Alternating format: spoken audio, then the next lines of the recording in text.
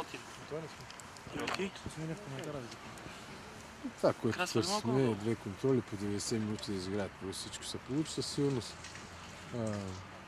можем да играем по-добре, но и акцентът беше върху пълноценно натоварване. От лагера в Турция всичко ли изпълнят? И почти всичко с включая на контрола, която не можахме да изиграем в края, но според това, което бяхме предвидили, беше изпълнено. Патрик Андраде не взе участие в този матч. Видяхме, че въртеше обиколки така, и то доста преди първият двубой. Какво е положението с него? Ще може да бъде на разположение за следващата контрола и за матч с ЦСКА? За следващата контрола в събота се съмнявам. За ЦСКА трябва да преценим с доктора, но получи удар в коляното на старото место, което е неприятно, но това е, случва се в футбола. Мислите ли вече за ЦСКА? Има ли нещо, което да ви притеснява, така остават 10 на дена? Сигурно преди всеки матч имаш някакви притеснения, но това, което видяхме, че физически сме добре, имахме и легла тежки тренировки, въпреки това футболистите изиграха 90 минути, като нямаше някакви амплитуди в физическото състояние, в смисъл да паднем накрая, което е добре. Имаме много и резерви в офанзивен план.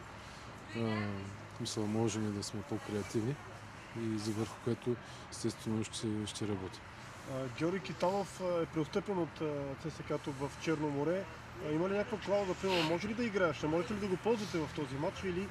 Не, няма да можем. Точно за тази причина, че е преотстъпен при нас и някой от другите двама вратари ще или Иван Дилгеров или Иван Дичевски. Започвате ли така от контролите, които изиграхте в Турция, тъй като бяхте далеч от нас, лека по лека да виждате отбора, който искате да виждате през пролетния дял от шампионата на фона и на новите попълнения? Допринасят ли за това, което вие искате да видите? Ние нямаме много нови попълнения. Новите попълнения бяха двамата Родриго и Цецо Панов и те от малките, така че при Цецо особено, както го казах и друг път, адаптацията е по-бърза, тъй като е българин. При Родриго, както при Жоржини, може би ще вземе на известно време да свикне с нашия футбол.